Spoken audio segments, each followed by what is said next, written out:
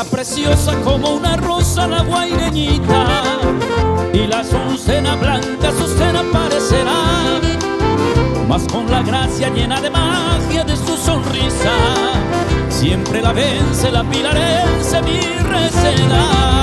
Luce de estrella como una estrella en Encarnación, joya que brilla desde la orilla del Paraná. Esplendorosa cual mariposa la Concepcena, pero más dulce gana y seduce la de Pilar. Mi alma sueña con la luqueña maravillosa, y está en Pinasco el jazmín del Chaco mi adoración. Pero por siempre la pilarense más deliciosa tiene ganado sitio sagrado en mi corazón.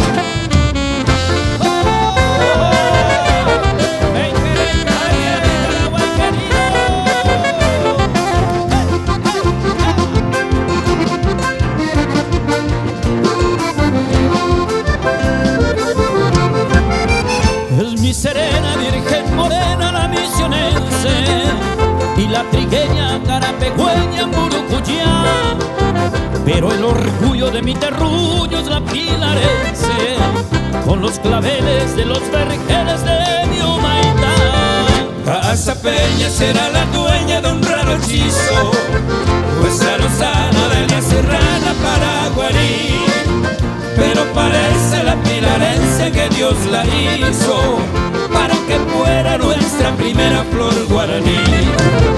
Y si engalana la villetana sobre este huerto, porque natura le dio hermosura de la Mambay.